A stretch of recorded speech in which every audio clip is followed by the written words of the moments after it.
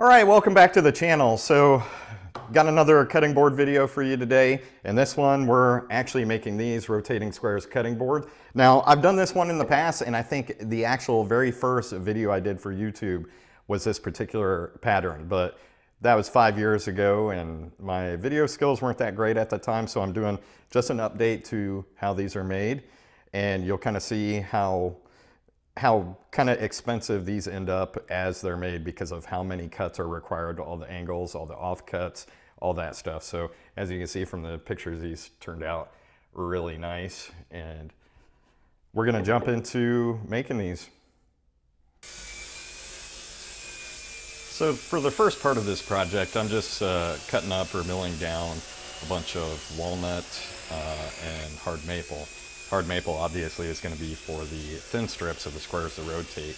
Right now I'm just cutting down some 8/4 walnut into the sections that are going to make up the panels. I'm making a few different lengths and widths of panels because there's going to be a lot of various size lengths that we're going to use, and I don't want to use the wide panel strips for the smaller sections. As it gets put together, you'll see we start out small, kind of adding to and cutting off as we go, and get everything planed down, and then we'll get everything cut into strips.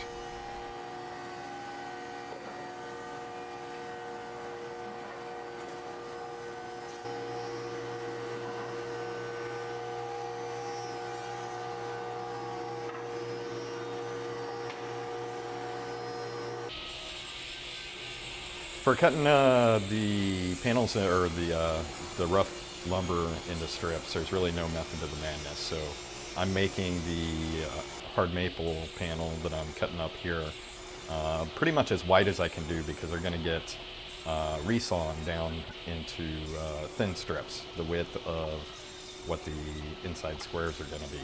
So you can see I'm laying things out. And I'm making the panel wide enough to be the full length of the longest strips. And then of course we move into the glue up, so not much to see here, so I'll shut my mouth and just let you enjoy the wonderful glue up process.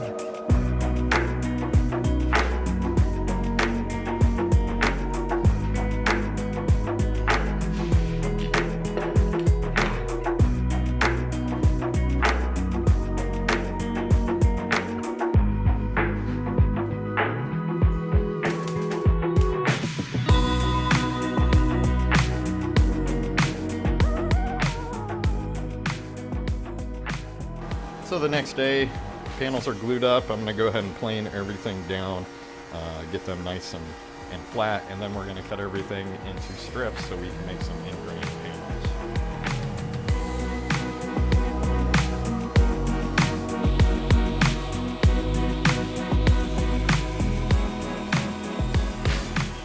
So a lot of people ask about my saw and what it is, because it's more of a Franken saw. It started out as a Grizzly hybrid cabinet contractor saw, and I added that, I think it's a Shop Fox sliding table on there, because I cut so many cross-cut strips that it makes life so much easier. Now that secondary fence that I have right there clamped onto the main fence is just the fence from my bandsaw. And what I do with that, the reason why I do that is I move it up there, the end point, to pretty much where the top of the cut exits, separates the strip from the panel. And that's to keep it from binding in there. So I can do multiple strips. I don't need to move the pieces out of the way. If I wasn't using a push stick there, I wouldn't even need to move the pieces. I can just cut the second strip and it'll push it right out of the way. And then there's no risk of binding or kickback.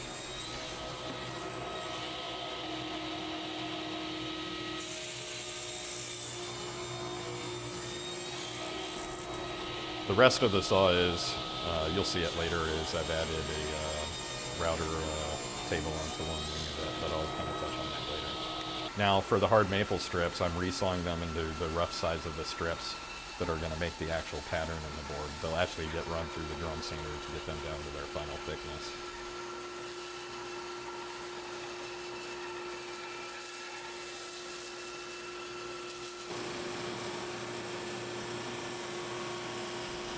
Thankfully, there's only so many strips that need to be done, run through the drum sander on this project, but if it was one of the other projects, it's kind of tedious running everything through the drum sander until you get them down to their final thickness. Right here, I'm just cutting the squares that are going to start the middle of the pattern, so I'm just trying to get them as close to square as possible. It doesn't need to be perfect.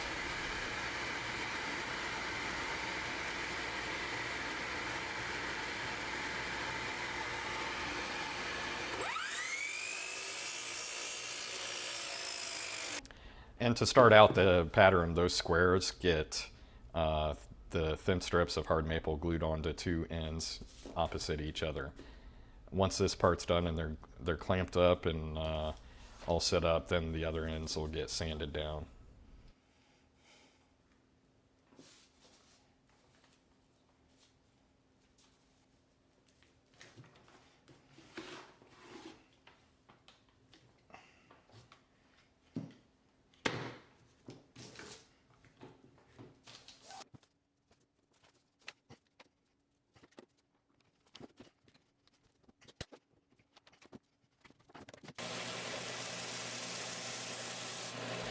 And as you can see here, what I'm doing is I'm just sanding the ends to the open and smooth on the belt sander here. I can use the belt sander on these thinner or smaller pieces. After, you'll see later on, I move over to the big edge sander to do that. And then I'm cutting some strips now to go on the other ends. And then also you'll notice this step of the process, when you close the square, then you can start gluing on the end pieces of the walnut for what will eventually be the angle cuts. It's a process that you can glue 2 strips on each end during this step, but when you're doing the open part of it, like the previous step where you're just doing 2 ends and it's not a closed square, then you can only do the 1 strip of hard maple.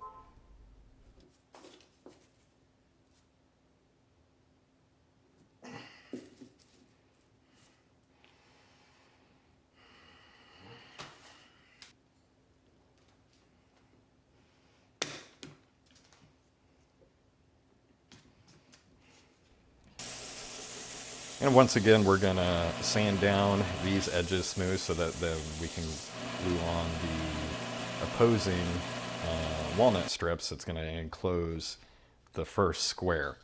And then we're going to move on to cutting the angles, and I'll explain that here in a moment.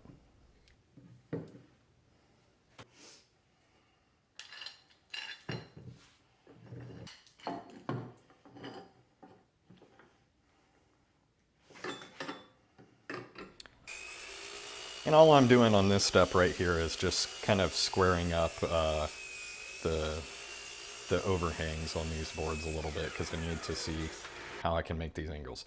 Now for this first angle, it's pretty easy. I'm going to make it a pretty close to, I'm not sure if it's perpendicular, but it's almost going to be a diamond shape at a 45 around the first square. So the most important cut is this first cut I make right here. It's that angle.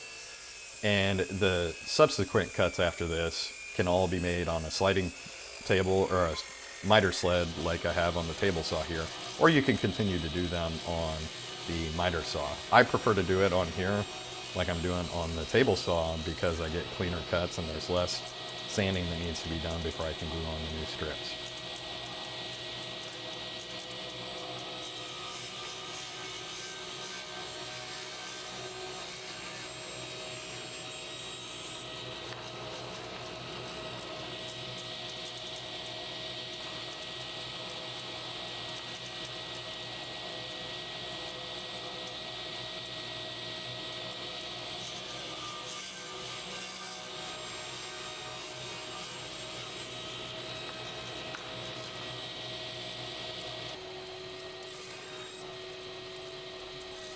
Pretty easy to see. We're just finishing all the 90-degree cuts to create that diamond pattern around the first square. And now I'm cutting the strips that are going to start getting glued on to make the next square that's going to surround the first one.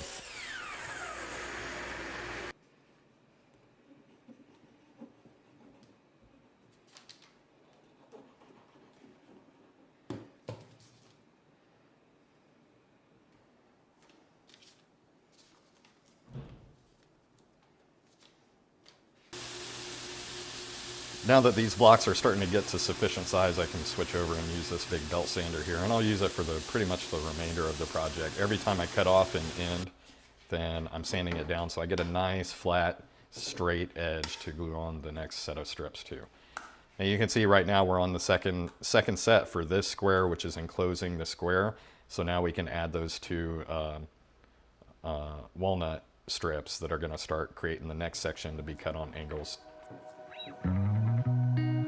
Outside my window, is everything pale and cold? Can't seem to pick up my phone. It's been ringing all day long. Behind these clouds, I know the sun will be, but today's raining, so be patient with me. I'll be alright. Somehow I must be somewhere the sky is blue. I'm too tired to sleep, too tired to do anything else than doing nothing. I'm too tired to rest, too tired, I'm blue. Can't do nothing else than doing nothing.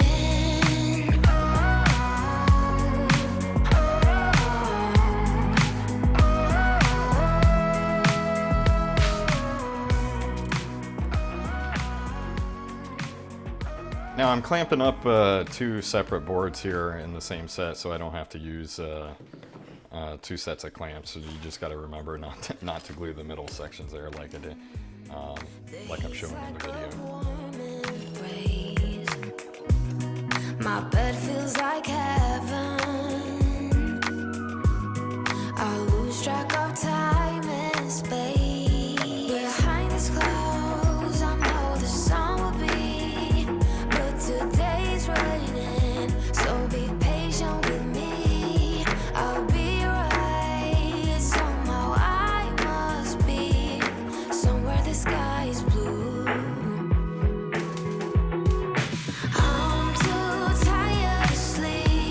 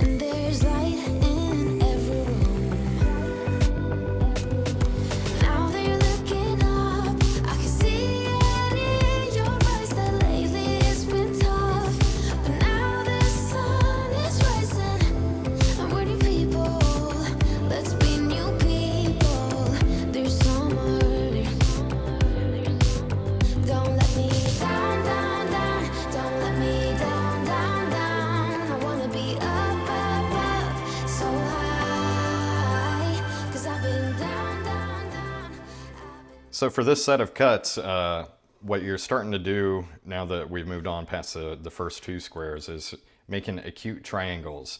Now, when you draw them out, it's just making sure that they fit within the bounds of that walnut. You'll kind of get the hang of it.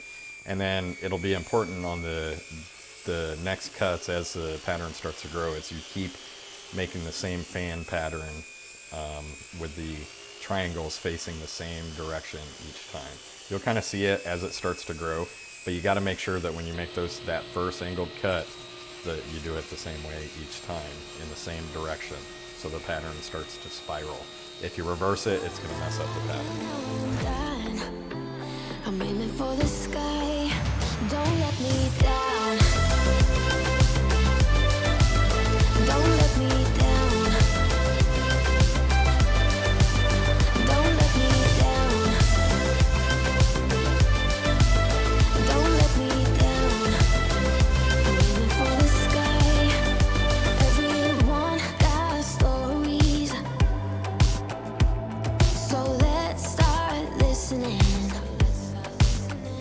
Let the rain wash away the tears that keeps crippling. Now that you're looking up, I can see it in your eyes that lately it's been tough. But now the sun is rising, and we're new people. Let's be new people. There's summer. Don't let me down, down, down. Don't let me down, down, down. I wanna be up, up, up, so high. 'Cause I've been down, down, down.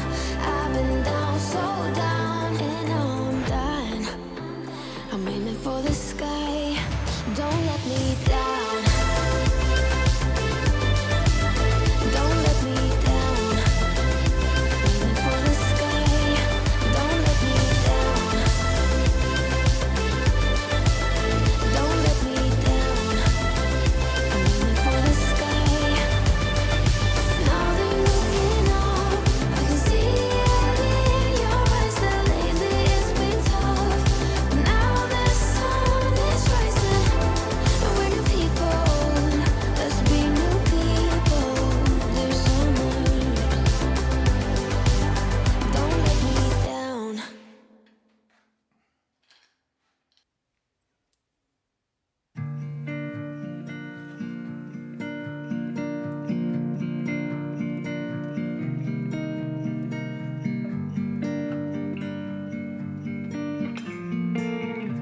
So you kissed a girl just 'cause you wanted to.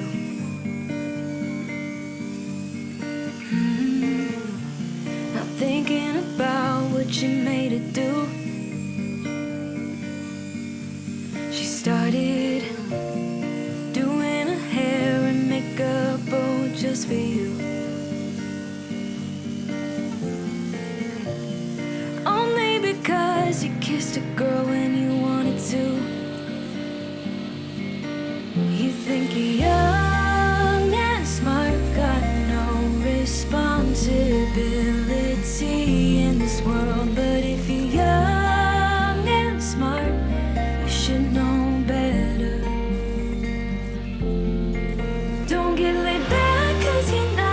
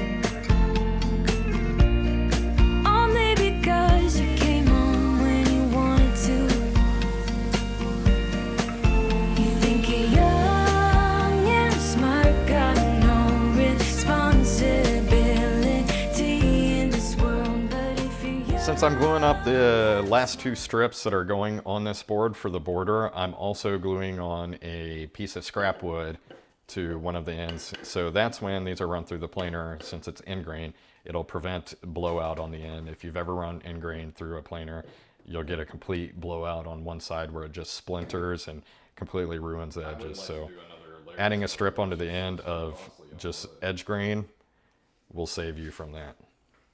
And I get a lot of questions about planing end grain, and I do it pretty much on a daily basis. So the key to planing end grain is low, slow cuts, like very shallow cuts. You're not taking big, huge bites out of it. So on the final planing steps, I always do a few passes at super shallow each time, and that will pretty much get rid of all of the craters that are left from tear out. And then I move on to squaring up the edges of the board and cutting off that sacrificial strip. And then we just move on to the finishing process. Now for the handholds on the sides, I'm using a 1-inch cove bit, and I set up my blocks, stop blocks on the router table here, which is the end of my table saw. It's kind of funny, I took a saw stop table saw wing and modified it to fit my table saw. Sanding is pretty typical, but I will say that recently I switched from my sandpaper over to the 3M Cubitron 2, and it works wonders on end grain. If you've ever sanded end grain, you know what I'm talking about. Once I get all the rough sanding done and move on to finishing, I do a water pop. They sit all overnight.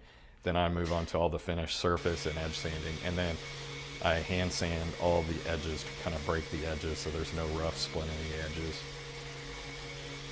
And my favorite part is always when it comes time for the mineral oil bath. So this is food grade mineral oil, and I let them soak in there for 20 or 30 minutes to soak up enough of that oil to kind of retain it inside. And then we move on to the hot mineral oil and beeswax, kind of polishing, rubbing, if you will. I like to rub my wood a lot. But this is pretty much it. And then it's, I use these silicone rubber cutting board feet that have washers embedded in them and stainless steel hardware. I like using the white clear ones like these, and I guess some people would say they stick out a lot, but you can see if there's any dirt trapped in them. All right, so there we have it. You can see how much waste is generated from making these cutting boards. In the foreground there, you can see the bulk of the offcuts for making these two cutting boards. I started off making 3, but then I realized quickly into the process after I had started the third one that I wasn't sure I was going to have enough strips to do the thirds. Now from all the offcuts, some of those I will be able to glue together back in the strips, especially the angled ones, and salvage for part of the third one, which I'll do kind of probably here this week. But you can kind of see these cutting boards. They're probably one of the classiest designs that I make. They're time consuming. They're definitely not something you do within a couple days because there's just so many cut and glue up steps that it's one of those time fillers. You do a little in the morning, a little at night. Usually I can get 2 glue up steps and cut steps done during the day and then wait till the next day. So these were done over about a week's period of time. So I'll get some close-ups of these cutting boards and enjoy. If you like it, smash that thumbs up button, subscribe if you're not already subscribed, and I'll get some more videos out to you here shortly. See you later. I'm too tired to sleep, too tired.